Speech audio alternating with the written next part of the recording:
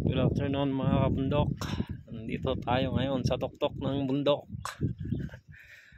Barangay Balili, Mangkayan, Benguet. Sobrang layo. Grabe. Ilang oras yung biyahe natin ha. Bangkingan.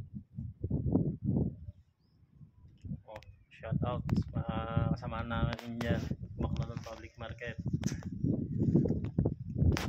Mag-visit din ako lang paminsan-minsan. Punta kayo sa mga ganito. Puro trabaho.